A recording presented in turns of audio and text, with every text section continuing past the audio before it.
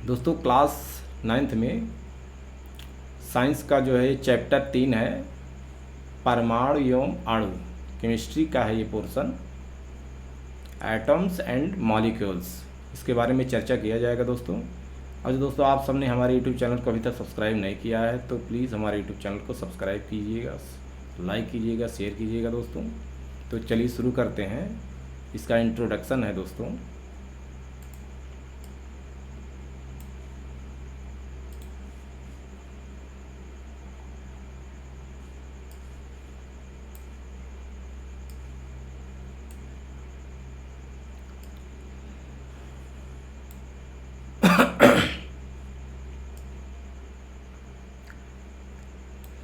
दोस्तों प्राचीन भारतीय एवं ग्रीक दार्शनिक द्रव्य के अज्ञात एवं अदृश्य रूपों से सदैव चकित होते रहे। पदार्थ की विभाज्यता के मत के बारे में भारत में बहुत पहले लगभग 500 ईसा पूर्व विचार व्यक्त किया गया था। भारतीय दार्शनिक महर्षि कणाद ने प्रतिपादित किया था कि यदि हम द्रव्य पदार्थ मैटर को विभाजित करते जाएं तो हमें छोटे कण प्राप्त होते जाएंगे तथा अंत में एक सीमा आएगी जब प्राप्त कण को पुनः विभाजित नहीं किया जा सकता, अर्थात वह सूक्ष्म कण अविभाज्य रहेगा। इस अविभाज्य सूक्ष्मतम कण को उन्होंने परमाणु कहा।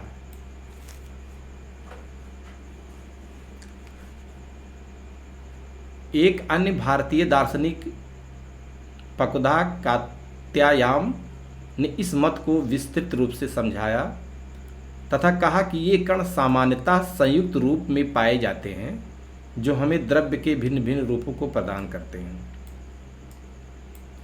लगभग इसी समय ग्रीक दार्शनिक डेमोक्रिटस एवं लियुसिपस ने सुझाव दिया था कि यदि हम द्रव्य को विभाजित करते जाएं, यदि हम द्रव्य को मैटर को विभाजित करते जाएं तो एक ऐसी स्थिति आएगी जब प्राप्त कण को पुनः विभाजित नहीं किया जा सकेगा।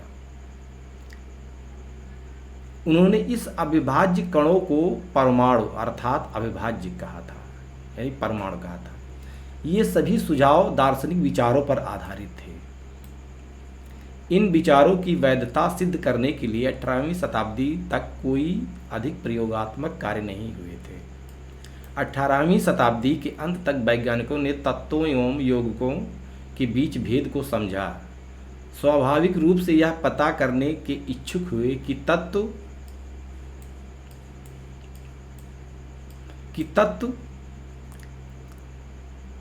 तथा क्यों संयोग करते हैं। जब तत्व परस्पर संयोग करते हैं तब क्या होता है।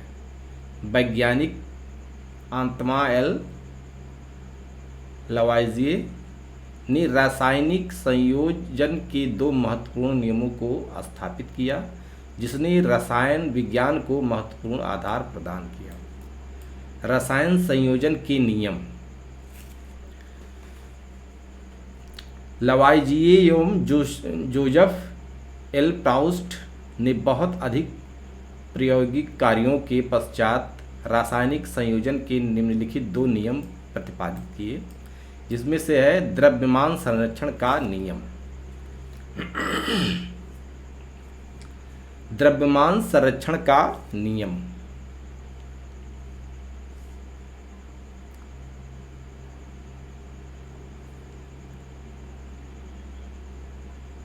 यानी कि दोस्तों इसमें जो है द्रव्यमान संरक्षण का नियम होता है कि जब रासायनिक पदार्थ यानी कि जब रासायनिक परिवर्तन रासायनिक अभिक्रिया संपन्न होता है तब क्या द्रव्यमान में कोई परिवर्तन होता है।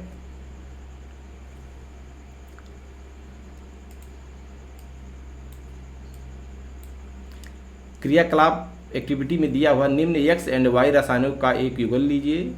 एक्स और Y copper sulphate sodium barium chloride sodium sulphate इतना, लेड नाइट्रेट सोडियम क्लोराइड इतना। एक्स एवं वाई युगलों की सूची में से किसी एक युगल को के रसायनों के अलग अलग विलय 10 ml जल में तैयार कीजिए।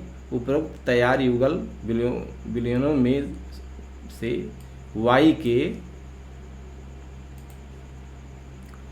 के विलयन को एक शंक्वाकार फ्लास्क में लीजिए एवं यक्स के विलयन को एक छोटी परख नली में लीजिए। छोटी परख नली को विलयन युक्त फ्लास्क में इस प्रकार लटकाइए ताकि दोनों विलयन परस्पर मिश्रित ना हो। तत्पश्चात फ्लास्क के मुख पर एक कार्क चित्र के अनुसार लगाइए। ये कार्क है, डोरी है, ये शंक्वाकार ये फ्लास्क है, छोटी परख नली है इसमें रखा हुआ है, यक्स का विलयन है, ये इसके अंदर जो है यक्स का विलयन है और यहाँ पे जो है वाई का विलयन है।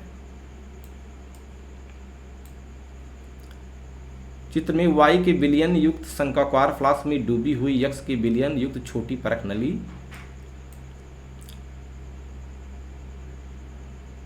अनर्थ वस्तु युक्त फ्लास्क को सावधानी पूर्वक तौल लीजिए। अब फ्लास्क को झुकाकर इस प्रकार घुमाइए कि जिसमें यक्स एवं वाई के विलयन परस्पर मिश्रित हो जाएं। यक्स और वाई के विलयन जो है परस्पर मिश्रित हो जाएं। अब इस फ्लास्क को पुनः तौल लीजिए। शंक्वाकार फ्लास्क में क्या अभिक्रिया हुई है? क्या आप सोचते हैं कि कोई रासायनिक अभिक्रिया हुई है? फ्लास्क के मुख पर कार्क क्यों लगाते हैं? क्या फ्लास्क के द्रव्यमान एवं अंतर वस्तुओं में कोई परिवर्तन हुआ? द्रव्यमान संरक्षण के नियम के अनुसार किसी रासायनिक अभिक्रिया में द्रव्यमान का ना तो सृजन किया जा सकता है ना ही विनाश किया जा सकता है। दोस्तों, द्रव्यमान जो संरक्षण का नियम है इसके अनुसार जो है किसी भी रासायनिक अभिक्रिया में द्रव्यमान का ना तो सृजन किया जा सकता है ना ही विनाश किया जा सकता है। केवल जो है उसका रूप जो है चेंज हो जाता है। स्थिर अनुपात का नियम। स्थिर अनुपात का नियम क्या है? स्थिर अनुपात का नियम लवाइजिए एवं अन्य वैज्ञानिकों ने इस बात पर प्रकाश डाला कि कोई भी यौगिक दो या दो से अधिक तत्वों, परमाणु एवं अणु, दो या दो से अधिक तत्वों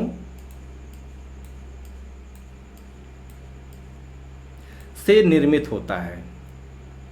इस प्रकार प्राप्त यौगिकों में इन तत्वों का अनुपात स्थिर होता है। इस प्रकार प्राप्त यौगिकों में इन तत्वों का जो होता है अनुपात स्थिर होता है, चाहे इसे किसी स्थान से प्राप्त किया गया हो अथवा किसी ने भी इसे बनाया हो। यौगिक जल में हाइड्रोजन एवं ऑक्सीजन के द्रव्यमानों का अनुपात सदैव 1:8 का होता है। यानी कि जल में H2O में हाइड्रोजन एवं जो है ऑक्सीजन के द्रव्यमानों का जो अनुपात होता है इसमें 1:8 होता है। यानी हाइड्रोजन 1 होता है इसका अनुपात और ऑक्सीजन का 8 होता है, चाहे जल का स्रोत कोई भी हो। इस प्रकार यदि 9 ग्राम जल का अपघटन करें तो सदैव 1 ग्राम हाइड्रोजन तथा 8 ग्राम ऑक्सीजन ही प्राप्त होता है।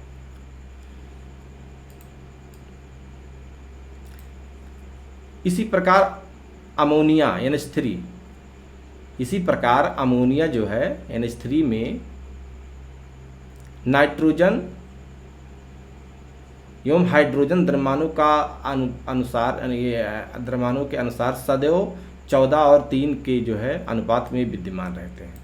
यानी कि नाइट्रोजन 14 रहता है और हाइड्रोजन जो है 3 के अनुपात में रहता है। NH3 में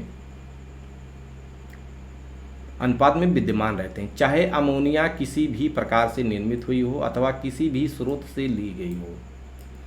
उपरोक्त उदाहरण से स्थिर अनुपात के नियम की व्याख्या होती है, जिसे निश्चित अनुपात का नियम भी कहते हैं। प्राउस्ट ने इस नियम को इस प्रकार से व्यक्त किया था कि किसी भी यौगिक में तत्व सदैव एक निश्चित द्रव्यमानों के अनुपात में विद्यमान रहते हैं। यानी कि एक निश्चित द्रव्यमानों के अनुपात में विद्यमान होते हैं।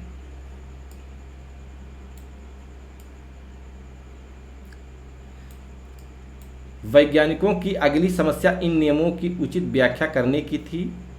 अंग्रेज रसायन जॉन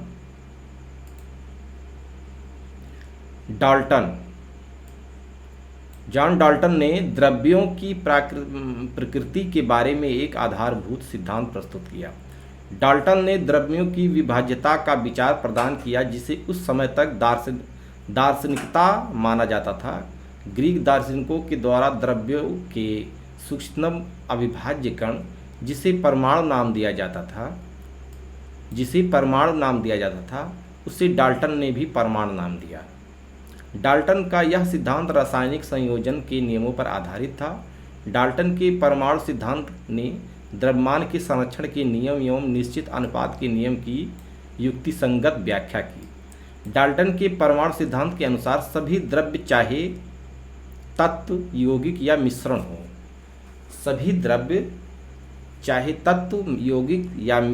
मिश्रण हो, सूक्ष्म कणों से बने होते हैं, जिन्हें परमाणु कहते हैं। डाल्टन के सिद्धांत की विवेचना निम्न प्रकार से कर सकते हैं कि सभी द्रव्य परमाणुओं से निर्मित होते हैं। परमाणु अविभाज्य सूक्ष्मतम कण होते हैं, जो रासायनिक अभिक्रिया में ना तो सृजित होते हैं, ना ही उनका विनाश होता है। दिए गए तत्व के सभी परमाणुओं का द्रव्यमान एवं रासायनिक गुणधर्म समान होते हैं। यानी कि दिए गए तत्व के सभी परमाणुओं का द्रव्यमान एवं रासायनिक गुणधर्म समान होते हैं। भिन्न भिन्न तत्वों के परमाणुओं के द्रव्यमान एवं रासायनिक गुणधर्म भिन्न भिन्न होते हैं। भिन्न भिन्न तत्वों के परमाणु परस्पर छोटी पूर्ण संख्या के अनुपात में संयोग कर यौगिक निर्मित करते हैं।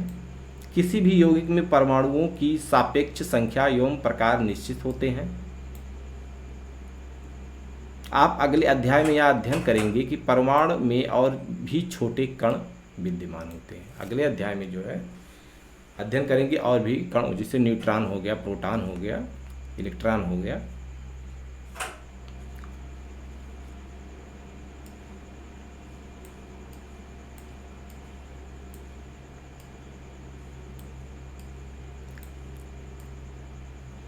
परमाणु क्या होता है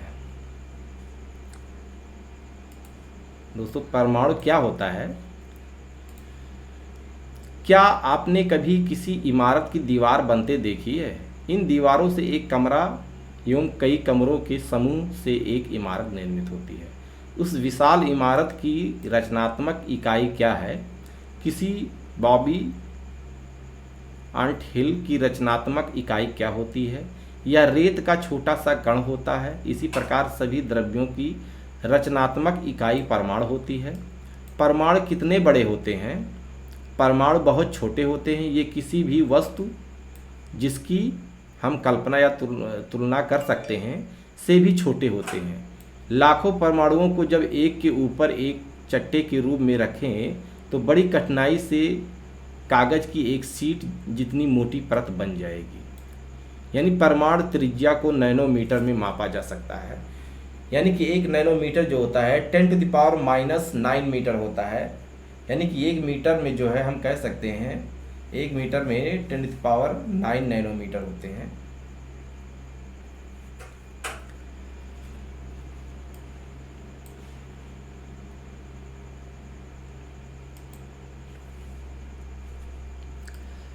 सापेक्ष आकार होता है त्रिज्या मीटर में। जैसे कि आप जान सकते हैं कि हाइड्रोजन परमाणु का जो है त्रिज्या होता है 10⁻⁻। जल का अणु होता है 10⁻⁻। हीमोग्लोबिन अणु जो होता है 10⁻⁸ होता है। रेत का कण होता है 10⁻⁴। चींटी होता है 10⁻⁻2। तरबूज होता है 10⁻⁻1। जब परमाणु का आकार इतना सूक्ष्म है कि हम इसे नगण्य मान सकते हैं, निग्लिजिबल मान सकते हैं, तो हम इस बारे में क्यों सोचें? हम इसके बारे में इसलिए सोचते हैं क्योंकि हमारा पूरा विश्व ही परमाणुओं से बना है। चाहे हम उसे देख नहीं सकें, फिर भी वे यहाँ विद्यमान हैं तथा हमारे प्रत्येक क्रियाकलापों पर उनका प्रभाव पड़ता रहता है। अब हम आधुनिक तकनीकों की सहायता से तत्वों की सतहों के आवर्धित प्रतिबिंबों को दिखा सकते हैं, जिनमें उपस्थित परमाणु स्पष्ट दिखाई देते हैं। ये सिलिकॉन सतह का प्रतिबिंब है। विभिन्न तत्वों के परमाणुओं के आधुनिक प्रतीक क्या हैं? विभिन्न तत्वों के परमाणुओं के आधुनिक प्रतीक क्या हैं? डाल्टन ऐसे प्रथम वैज्ञानिक थे जिन्होंने तत्वों के प्रतीकों का प्रयोग अत्यंत विशिष्ट अर्थ में किया।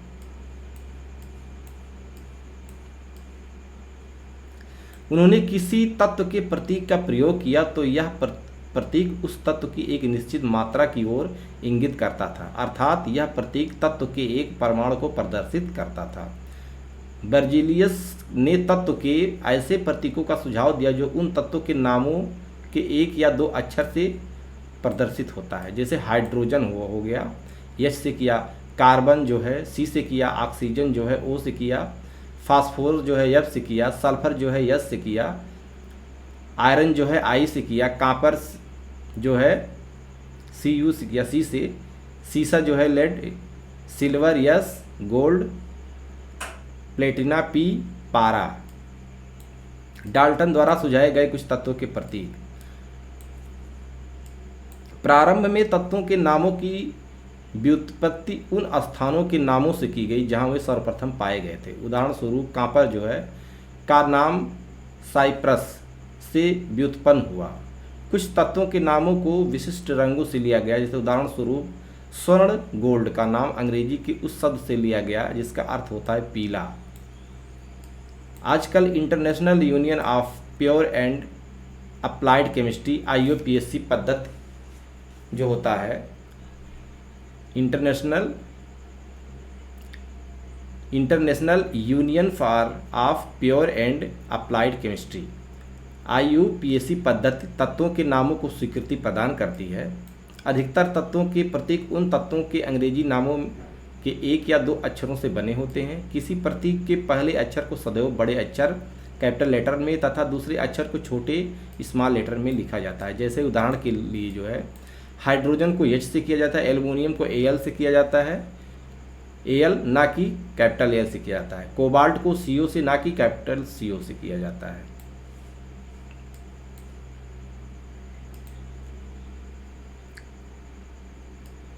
कुछ तत्वों के प्रतीक उनके अंग्रेजी नामों के प्रथम अक्षर तथा बाद में आने वाले किसी एक अक्षर को संयुक्त करके बनाते हैं। उदाहरण के लिए जैसे क्लोरीन है तो क्लोरीन को जो है Cl, जिंक को जडियन। अन्य तत्वों के प्रतीकों को लैटिन, जर्मन या ग्रीक भाषाओं में उनके नामों से बनाया गया है। उदाहरणार्थ लौ जैसे आयरन को जो है Fe लिखा जा गया है, ग्रीक में आयरन को Fe से किया गया है जो उसे लैटिन नाम फेरम से व्युत्पन्न किया गया है। इसी प्रकार सोडियम का प्रतीक Na तथा पोटेशियम का प्रतीक K क्रमशः नाइट्रियम एवं कैलियम से व्युत्पन्न है। इस प्रकार प्रत्येक तत्व का एक नाम एवं एक अद्वितीय रासायनिक प्रतीक होता है। जैसे कि यहाँ पर आप देख सकते हैं तत्व और प्रतीक। Aluminium Al, argon Ar, barium Ba, boron B, bromine Br, calcium Ca, carbon C, chlorine Cl, cobalt CO, copper Cu, fluorine F, स्वर्ण Au, hydrogen H, iodine I, iron Fe, सीसा Pb, magnesium Mg, neon Ne, nitrogen N, oxygen O, potassium K, silicon Si, चांदी silver को Ag, sodium Na, sulphur S, uranium को U, zinc को Z से denote किया जाता है। जब कभी आप तत्वों का अध्ययन करें तो आपके संदर्भ के लिए उपरोक्त सारणी दी गई है। इस पूरी सारणी को एक बार में याद करने की आवश्यकता नहीं है। समय समय पर एक बार उपयोग करते रहने से आप स्वतः इन प्रतीकों को निर्मित करना सीख जाएंगे। जैसे CO का उदाहरण लेते हैं जो कार्बन एवं ऑक्सीजन। CO जो होता है जो कार्बन जो है एवं ऑक्सीजन द्वारा निर्मित होता है। प्रायोगिक तौर पर यह निरीक्षित किया गया है कि 3 ग्राम कार्बन जो है तथा 4 ग्राम ऑक्सीजन के संयोजन से कार्बन मोनोऑक्साइड जो है निर्मित है। यानी CO जो है कार्बन मोनोऑक्साइड है जो जहरीला गैस होता है। दूसरे शब्दों में कहा जा सकता है कि कार्बन अपने 4 और 3 का जो है अनुपात जो है गुणा अधिक द्रव्यमान वाले ऑक्सीजन के साथ संयुक्त होती हैं। मान लीजिए कि हम परमाणु द्रव्यमानों की इकाई को एक कार्बन परमाणु द्रव्यमान के बराबर मानते हैं। यानी कि हम जो है परमाणु द्रव्यमानों की इकाई को एक कार्बन परमाणु जो होता है द्रव्यमान के बराबर मानते हैं। तो कार्बन परमाणु को जो है 1.0 U तथा ऑक्सीजन परमाणु द्रव्यमान को जो है 1.3 यूनिट निर्दिष्ट करेंगे। प्रारंभ में परमाणु द्रव्यमान को AMU द्वारा संक्षेप में लिखते हैं। जो परमाणु द्रव्यमान होता है AMU द्वारा संक्षेप में लिखते हैं, लेकिन आजकल IUPAC के नवीनतम अनुमोदन द्वारा इसको U से जो है डिनोट किया जाता है। इनके द्रव्यमान को जो है U से डिनोट किया जाता है। U मतलब यूनिफाइड द्रव्यमान होता है, यूनिफाइड द्रव्यमान होता है द्वारा प्रदर्शित करते हैं। लेकिन द्रव्यमानों की इकाई को यथासंभव पूर्णांक या लगभग पूर्णांकों में व्यक्त करना अधिक सुविधाजनक होता है। आगे चलकर वैज्ञानिकों ने परमाणु द्रव्यमानों की भिन्न भिन्न इकाइयों के बारे में विचार व्यक्त किए। वैज्ञानिक जब विभिन्न परमाणु द्रव्यमानों की इकाइयों के बारे में शोधरत थे तो उन्होंने प्रारंभ में प्रकृतिजन्य ऑक्सीजन परमाणु के द्रव्यमान के 1/16वें भाग को इकाई के रूप में लिया। दो कारणों से इसे सुसंगत समझा गया। ऑक्सीजन अनेक तत्वों के साथ अपक्रिया करके यौगिक बनाता है।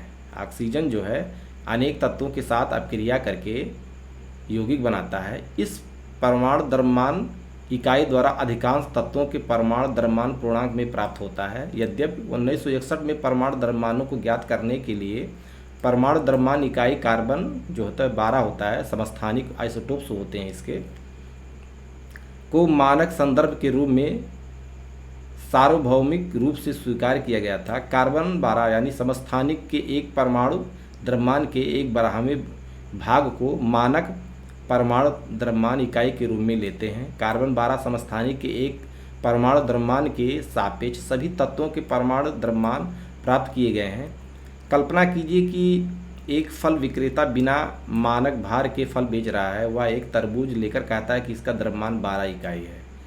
12 तरबूजीय इकाई अथवा 12 फल जो होता है द्रव्यमान इकाई होता है। वह तरबूज के 12 बराबर टुकड़े करता है तथा पाता है कि उसके द्वारा बेचे जा रहे प्रत्येक फल का द्रव्यमान तरबूज के एक टुकड़े के द्रव्यमान के सापेक्ष है। जैसा कि चित्र में दिखाया गया है कि आपका ये तरबूज है, इसको कई भाग में किया गया, एक भाग इसका है और जो है इसका जो है एक भाग से जो है सभी का तुलना करता है। तरबूज B 12 टुकड़े, तरबूज C 12वां भाग, D तरबूज के टुकड़ों का उपयोग करके वह फल विक्रेता फलों को कैसे तौल सकता है।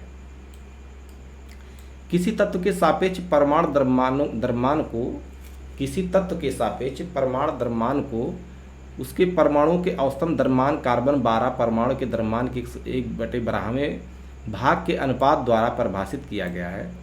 जैसे कि कुछ तत्वों के परमाणु द्रव्यमान जो होते हैं, जैसे हाइड्रोजन का 1 होता है, कार्बन का जो है 12 होता है, नाइट्रोजन का 14 होता है, ऑक्सीजन का 16 होता है, नाइट्रोजन का 14 होता है, ऑक्सीजन का 16 होता है, सोडियम का जो है 23 होता है, मैग्नीशियम का 24 होता है, सल्फर का 32 होता है, क्लोरीन का 35.5 होता है, कैल्शियम का 40 होता है। ये जो है द्रव्यमान उसके हैं।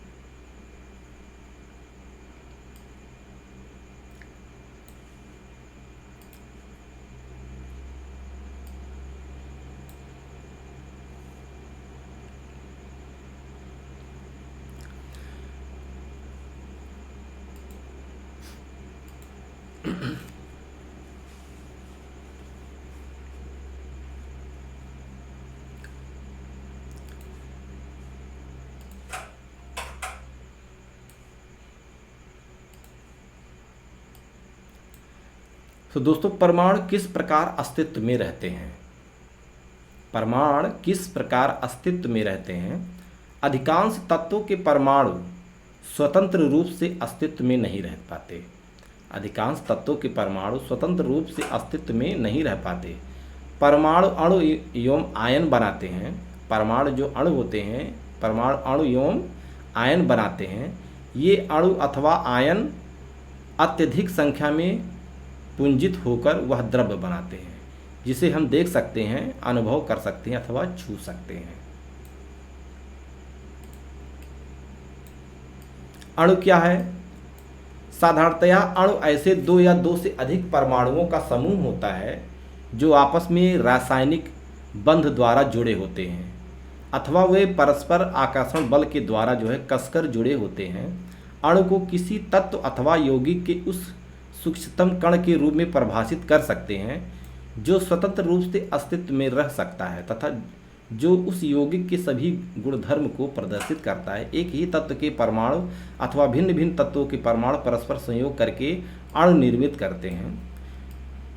तत्वों के अणु, किसी तत्व के अणु एक ही प्रकार के परमाणुओं द्वारा संरक्षित होते हैं, जैसे आर्गन Ar जो है, हीलियम H ही है इत्यादि। जैसे अनेक तत्वों के अणु उस तत्व के केवल एक परमाणु द्वारा निर्मित होते हैं, लेकिन अधिकांश अधातुओं में ऐसा नहीं होता है।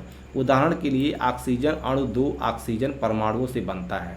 ऑक्सीजन जो होता है, जिसे O2 होता है, ऑक्सीजन जो होता है, ऑक्सीजन अणु दो ऑक्सीजन परमाणुओं से मिलकर जो बनता है, इसलिए इसे द्विपरमाणु अणु कहा जाता है, O2 कहते हैं। यदि सामान्यतः 2 के स्थान पर 3 ऑक्सीजन परमाणु परस्पर संयोग करते हैं तो हमें ओजोन प्राप्त होता है, यानी O3 प्राप्त होता है, जिसे हम ओजोन कहते हैं। किसी अणु की संरचना में प्रयुक्त होने वाले परमाणुओं की संख्या को उस अणु की परमाणुकता कहते हैं। में प्रयुक्त होने वाली परमाणुओं की जो संख्या होती है उस अणु की परमाणुकता कहते हैं। धातु अणुओं एवं कुछ अन्य तत्वों के अणुओं जैसे कार्बन के अणुओं की सरल संरचना नहीं होती है, किंतु उनके अणु में असीमित परमाणु परस्पर बंधे होते हैं। आइए कुछ तत्वों की परमाणुकता का अवलोकन करते हैं। इसे तत्वों के प्रकार अधातु हैं, ये धातु नहीं है। जैसे आर्गन है, एक परमाणु होता है। हीलियम होता है, एक परमाणु होता है। ऑक्सीजन होता है, 2 परमाणु होता है। हाइड्रोजन जो होता है 2 परमाणु होता है, H2 होता है। नाइट्रोजन होता है 2 परमाणु होता है, N2। क्लोरीन होता है 2 परमाणु होता है। फास्फोरस होता है, चतुर्थ परमाणु होता है। सल्फर होता है, बहुपरमाणु होता है। धातु में क्या है? सोडियम एक परमाणु होता है। आयरन क्या होता है? एक परमाणु होता है। एल्युमिनियम एक परमाणु होता है। कॉपर एक परमाणु होता है। यौगिक के अणु, यौगिकों के अणु भिन्न भिन्न तत्वों के परमाणु एक निश्चित अनुपात में परस्पर जुड़कर यौगिकों के अणु निर्मित करते हैं। यानी भिन्न भिन्न तत्वों के परमाणु एक निश्चित अनुपात में परस्पर जुड़कर यौगिकों के अणु निर्मित करते हैं। सारणी में दिया हुआ है, जैसे कि जल जो होता है, हाइड्रोजन ऑक्सीजन का जो है 1:8 का अनुपात होता है। अमोनिया जो होता है NH3 होता है, नाइट्रोजन और हाइड्रोजन का 14:3 का अनुपात होता है। कार्बन डाइऑक्साइड जो होता है CO2 होता है, वो 3 और 8 का जो है अनुपात होता है। अब यहाँ पे तत्व जो है द्रव्यमान अनुपात परमाणु द्रव्यमान और द्रव्यमान अनुपात परमाणु द्रव्यमान सरलतम अनुपात जो होता है।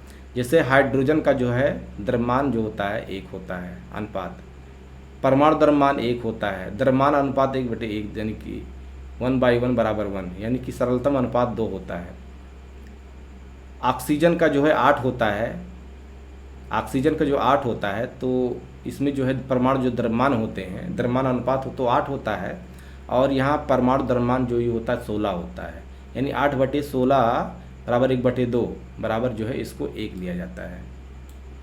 इस प्रकार जल अणु के प्रयुक्त परमाणुओं की संख्याओं का अनुपात जो होता है 2:1 का होता है। जैसे H2O होता है तो उसको जो है 2H यानी 2 और 1 का होता है। आयन क्या होता है? आयन धातु एवं अधातु युक्त यौगिकों एवं आवेशित कणों से बने होते हैं।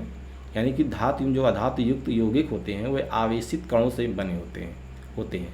इन आवेशित कणों को आयन कहते हैं। आयन आवेशित कण होते हैं तथा इन पर ऋण अथवा धन आवेश होता है, ऋणात्मक और धनात्मक होते हैं।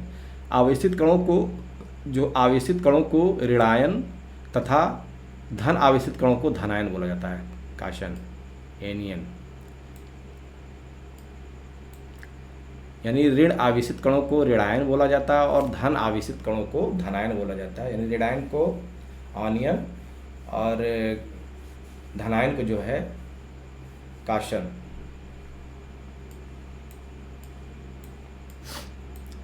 कहते हैं। उदाहरण के लिए सोडियम क्लोराइड जो होता है NaCl जो होता है, सोडियम क्लोराइड को लीजिए।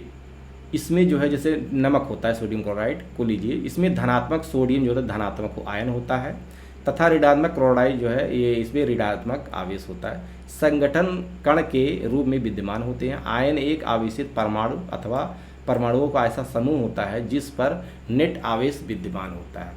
परमाणुओं के समूह जिन पर नेट आवेश विद्यमान होता है उसे बहुपरमाणुक आयन कहते हैं। हम आयनों के निर्माण के बारे में अध्याय 4 में और अधिक जानकारी प्राप्त करेंगे।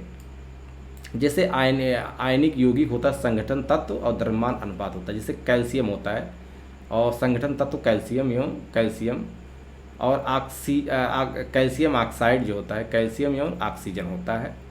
इसमें कैल्शियम ऑक्साइड 5 और 2 का अनुपात होता है। मैग्नीशियम सल्फाइड जो होता है, मैग्नीशियम एवं सल्फर होता है। सोडियम क्लोराइड जो होता है, सोडियम एवं क्लोराइड का अनुपात कितना होता है? 23 और सोडियम NaCl 35.5 होता है। रासायनिक सूत्र लिखना। रासायनिक सूत्र किसी यौगिक का रासायनिक सूत्र उसी संगठन का प्रत्यात्मक निरूपण होता है। भिन्न भिन्न यौगिकों के रासायनिक सूत्र सरलतापूर्वक लिखे जा सकते हैं। इस अभ्यास के लिए हमें तत्वों के प्रतीकों एवं उनकी संयोजन क्षमताएं ज्ञात होनी चाहिए। किसी तत्व की संयोजन शक्ति अथवा क्षमता उस तत्व की संयोजकता कहलाती है। किसी तत्व की संयोजक जो शक्ति होती है अथवा क्षमता होता है उस तत्व की संयोजकता कहलाती है। किसी एक तत्व के परमाणु दूसरे तत्व के परमाणुओं के साथ किस प्रकार से संयुक्त होकर एक रासायनिक यौगिक का निर्माण करते हैं, इसको ज्ञात करने के लिए संयोजकता का उपयोग करते हैं। किसी तत्व के परमाणु की संयोजकता को उसके हाथ अथवा भुजा के रूप में विचार किया जा सकता है। तो दोस्तों वीडियो लंबा हो जा रहा है, तो अगर जो दोस्तों हमारी वीडियो पसंद आए तो हमारे वीडियो को लाइक कीजिएगा, शेयर कीजिएगा और हमारे यूट्यूब चैनल को सब्सक्राइब कीजिएगा। दोस्तों इसी के साथ जो है अगले वीडियो में मिलेंगे इसी अध्याय में। इसी के साथ जय हिंद, जय भारत।